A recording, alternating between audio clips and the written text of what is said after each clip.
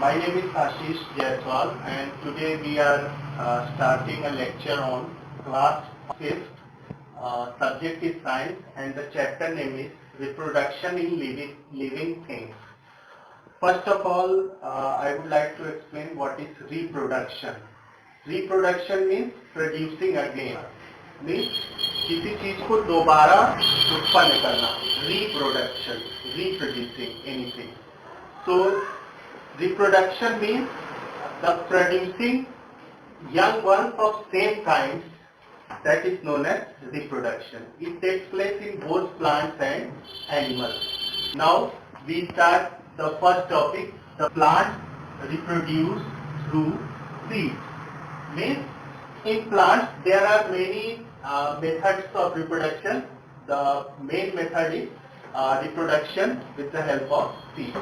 आपने घरों में देखा होगा कि अगर सीड्स को भिगो के रख दिया जाए तो कुछ समय बाद वो अंकुरित हो जाते हैं.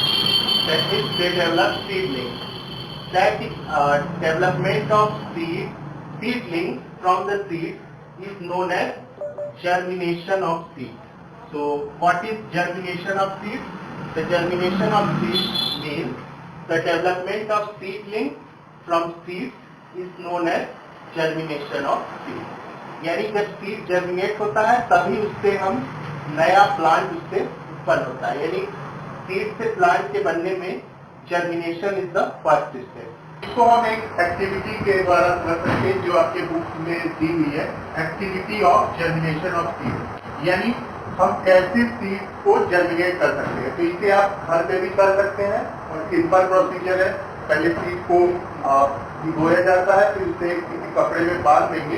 कुछ समय 2-3 दिनों बाद अगर उसे हम खोलते हैं तो उसमें देखते हैं कि एक अंकुरण उसमें हो जाता है. तो इस प्रकार जर्मिनेशन की प्रक्रिया होती है. जर्मिनेशन के बाद प्लांट को डेवलपमेंट के लिए और भी प्रक्रियाएं हैं. तो the next is the dispersal of seed. How the seed is disperse, यानी सीड एक स्थान से दूसरे स्थान तक कैसे पहुंचता है, इसको हम डिस्पर्सल ऑफ सीड करते हैं. जैसे कभी कभी हवा में उड़ के भी सीड एक स्थान से दूसरे स्थान पर पहुंच जाते हैं. पानी में तैर के भी, यानी with the help of water, और एनिमल्स के द्वारा भी सीड एक स्थान से दूसरे स्थान तक पहुंचाए जाते हैं. तो first is by wind. There are some seeds which float with the help of wind. ऐसे सीड बहुत, जैसे कॉटन सीड, ये बहुत हल्के होते हैं, वेरी लाइट. तो mother seed, they are very light, बहुत लाइट, हल्के होने के कारण, और इसमें विंग्स भी होते हैं इनके सीड्स में. तो ये हल्के और विंग्स होने के कारण ये हवा में आसानी से तैर सकते हैं. इसलिए हवा द्वारा उड़ा के ये दूसरे जगह तक पहुंचाए जाते हैं. इसके बाद second is by water. Water के द्वारा वो सीड उत्पन्न किए जाते हैं जो वाटर में तैर सके. जैसे हम जानते हैं कि लोटस में एक ऐसा पार्ट होता है, स्पॉन्जी पार्ट, जो कि वाटर में आसानी से तैर सकता है. इसलिए उनके सीड भी वाटर के थ्रू एक स्थान से दूसरे स्थान तक पहुंच जाते हैं. इसी तरह next example is with the help of with the help of animals. Animals के थ्रू भी सीड से एक स्थान से दूसरे स्थान तक पहुंचते हैं. जैसे हम देखते हैं कि एनिमल्स के बॉडी पे चिपक जाते हैं कुछ सीड, तो एक स्थान से, या कुछ एनिमल्स जो चलते हैं उनके पैरों में चिपक जाते हैं, उनसे भी सीड एक स्थान से दूसरे स्थान तक ट्रांसफर हो जाते हैं. ह्यूमन्स के द्वारा भी सीड ट्रांसफर हो सकते हैं, ह्यूमन्स के द्वारा. क्योंकि हम जो, जैसे कोई चीज अगर हम फल खाते हैं तो उसके जो गुठली को फेंकते हैं वो भी एक साल से उससे नया प्लांट जनरेट हो सकता है. इस प्रकार से हम भी एक प्रकार से डिस्पर्सल का मोड हुए. Also become the mode of dispersal. So in case of animal, human beings are also included. जैसे पहले बताया वाटर के थ्रू मैंने लोटस का एग्जांपल दिया. Another example is coconut. Coconut में भी वो भी इतना हल्का होता है, बाहर उसके एक फाइब्रस लेयर होती है जो उससे तैरने में मदद करती है. इस तरह कोकोनट का भी ट्रांसफर वाटर के थ्रू डिस्पर्सल हो सकता है. Next is ways of plant reproduction. Plant में रिप्रोडक्शन के कई सारे मेथड्स हैं ये सारे मेथड नीचे दिए गए हैं। तो first method is vegetative propagation. Vegetative propagation का क्या होता है? वेजिटेटिव में ऐसा रिप्रोडक्शन का मोड जिसमें प्लांट के वेजिटेटिव पार्ट का यूज होता है। वेजिटेटिव पार्ट जैसे प्लांट में जो भी रूट है, स्टेम है, लीफ है, ये सारे इसके वेजिटेटिव पार्ट हैं। तो इनके थ्रू अगर न्यू प्लांट का जनरेशन होता है या न्यू प्लांट प्रोड्यूस होता है, रिप्रोड्यूस होता है, तो इस रिप्रोडक्शन को हम वेजिटेटिव प्रोपगेशन कहते हैं।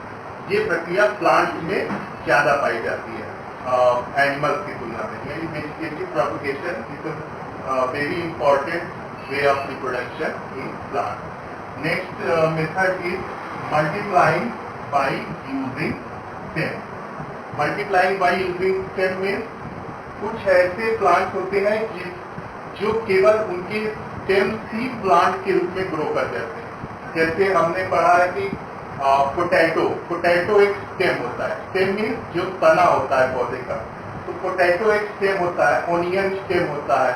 इस तरह से इन प्लांट को केवल अगर हम पोटैटो को अगर जमीन में एक पोटैटो को अगर हम सॉइल में दबा दें तो उसमें से कई सारे प्लांट डेवलप होके कई सारे पोटैटो हमें मिल जाते हैं। यानी पोटैटो स्टेम वर्क है it reproducing body. So that means multiplying with the help of stem, यानी स्टेम से ही हमें नया प्लांट प्राप्त हो जाता है। Next is multiplying through stem cutting. Stem cutting means stem को जैसे हम बोलते हैं कि कलम काट के, यानी पौधे का कलम काट के उससे नया प्लांट प्राप्त करना। तो ये प्रक्रिया भी बहुत सारे प्लांट के रिप्रोडक्शन में हेल्प करती है। स्टेम कटिंग का बेस्ट एग्जांपल शुगर केन हो सकता है, जिसमें शुगर केन का ऐसा ये इसमें आप जानते होंगे कि एक लंबा स्टेम होता है शुगर केन का, हार्ड लंबा स्टेम होता है।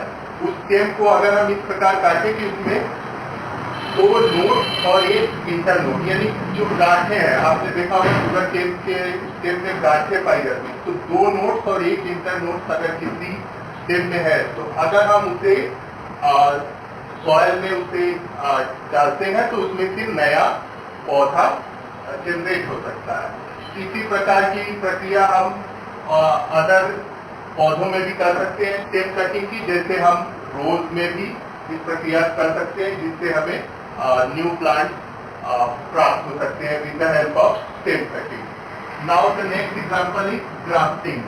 ग्राफ्टिंग होता है जैसे कुछ पौधों में अगर हम कुछ अच्छी वैरायटी के पौधों की चीजों को उसमें इंक्लूड करते हैं, यानी एक तरह से वैरायटी को इम्प्रूव करने के लिए जो प्रोसीजर अपनाया जाता है उसे हम ग्राफ्टिंग करते हैं। इसमें क्या होता है, कोई पौधा जैसे फ्रूट्स वगैरह का कोई पौधा है, हम उसकी क्वालिटी को इम्प्रूव करना चाहते हैं तो एक अच्छी क्वालिटी के पौधे का स्टेम काट के उस दूसरे पौधे का हम बांध देते हैं या लगा देते हैं, तो उससे दोनों एक साथ ज्वाइन हो जाते हैं और फिर हमें अच्छी वैरायटी का उसमें से फ्रूट मिलने लगता है। इस प्रक्रिया को हम ग्राफ्टिंग करते हैं। इसका उपयोग मेनली फ्रूट्स और फ्लावर्स के लिए किया जाता है ताकि उनकी वैरायटी और उनकी क्वालिटी को इम्प्रूव किया जा सके। Next is multiplying by using leaf. जैसे हमने स्टेम का पढ़ा, उसी तरह लीफ भी capable of reproduction. Leaf have also capability of reproducing. So there are so many leaf. For example the first one is bryophyllum leaf. Bryophyllum leaf में उसके एक लीफ में बहुत ढेर सारे नॉचेस होते हैं। Every notch is capable of reproducing. So अगर किसी लीफ में मान लीजिए 100 नॉचेस हैं तो वो 100 नॉचेस से 100 प्लांट्स हमें प्राप्त हो सकते हैं। इस प्रकार हम इन ब्रायोफिलम लीफ के द्वारा ढेर सारे ब्रायोफिलम के पौधे हम प्राप्त कर सकते हैं। So this is leaves also become a mode of reproduction. Now come to the next thing, that is reproduction in plants with weak stem. कुछ हमने प्लांट देखे होंगे जिनके स्टेम बहुत वीक होते हैं, यानी स्टेम का पता ही नहीं चलता। जैसे आप देखे होंगे घास वगैरह होते हैं, उसमें पौधा तो है लेकिन उसमें स्टेम कहाँ है वो पता नहीं चलता। तो इसमें क्या होता है, स्टेम इतना वीक होता है कि वो स्टेम की तरह नहीं बल्कि वो लीफ की तरह दिखाई देता है। इसलिए उनमें ये ग्राउंड पे ही चारों तरफ फैल जाते हैं और जब अगर फील्ड में ये उगते हैं तो ये अपने आप इनमें अगर हम काट दें तो ये उनमें एक प्लांट से दो से चार प्लांट बनते जाते हैं केवल कटिंग के द्वारा। यानी पूरे फील्ड में ये कारपेट ग्रीन कारपेट के रूप में उग जाते हैं। यानी इसमें these are known as creeper यानी जमीन पे ही चारों तरफ फैल जाके अपना रिप्रोडक्शन वो कर लेते हैं। यानी एक प्लांट से ढेर सारे प्लांट ऊपर जाते हैं। Now the plant reproduction is complete. Now come to the next topic, animal reproduction. Animal reproduction इसके बारे में ज्यादा कुछ तो आपकी क्लास में नहीं दिया हुआ है, लेकिन कुछ थोड़ी बातें दी हुई है। आगे क्लास में आप एनिमल रिप्रोडक्शन और विस्तार से पढ़ेंगे। इसमें मेनली दिया हुआ है mode of reproduction in animal. तो दो मोड दिए हुए हैं। First are egg laying animals and mammals give birth to baby. यानी मैमल्स पहले आपको समझना होगा मैमल्स क्या होते हैं। मैमल्स होते हैं the animals which have breast. यानी कुछ एनिमल्स में ब्रेस्ट पाया जाता है, उन्हें ही मैमल्स कहा जाता है। ज्यादा जैसे human beings are also mammals. यानी they give birth to baby. यानी ऐसे एनिमल जो बेबीज को बर्थ दे यानी बच्चे जिनके पैदा होते हैं वो मैमल्स कहे जाते हैं। बाकी आपने देखा होगा बर्ड्स में बच्चे नहीं पैदा होते बल्कि उनके एग्स होते हैं, या फ्रॉग में या स्नेक में, इन सबों में एग्स होते हैं। लेकिन मैमल्स में बच्चे पैदा होते हैं। यानी mammals give birth to baby. और मैमल्स का सबसे इंपॉर्टेंट कैरेक्टर है ब्रेस्ट। तो मैमल्स की एग्जाम्पल क्या हो गए? ह्यूमन बींग्स हो गए, मंकी हो गए, काऊ हो गए। These all are known as mammals. यानी इनमें जिनमें भी बच्चे पैदा होते हैं और जिनमें ब्रेस्ट होता है they are known as mammals. उसके बाद नेक्स्ट है egg laying animals. Egg laying animals यानी ऐसे एनिमल्स जो एग जिनमें एग होता है और वो एग डेवलप करता है एक न्यू इंडिविजुअल के रूप में। So after these egg laying animals, they are of many types. Some examples are given here like bird, snake, frog, butterfly, mosquito. These are some examples. There are lot many examples in egg laying animals. So we are explaining different stages of development in this egg laying animal. Egg laying animal में कैसे development होता है? First हमने पहले case में frog का development दिखाया है। फ्रॉग का लाइफ साइकिल कैसे होता है? पहले एग होता है फ्रॉग में, वो एक टैडपॉल में डेवलप करता है। Tadpole is more like a fish, यानी फिश की तरह वो दिखाई देता है, फ्रॉग की तरह। टैडपॉल डेवलप करता है फ्रॉग के रूप में। इस तरह इसकी लाइफ साइकिल होती है। इसके बाद हमने नेक्स्ट सबसे लास्ट में दिखाया बटरफ्लाई की लाइफ साइकिल। बटरफ्लाई में भी पहले बटरफ्लाई की तितली सब लोग जानते होंगे। उसके बाद एग से डेवलप होता है लार्वा।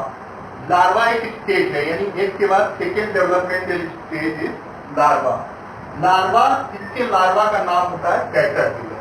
तो caterpillar is the second developmental stage. उसके बाद थर्ड स्टेज पे प्यूपा एंड फोर्थ स्टेज पे comes the butterfly. That is, now all the stages are complete and the new butterfly is developed. So now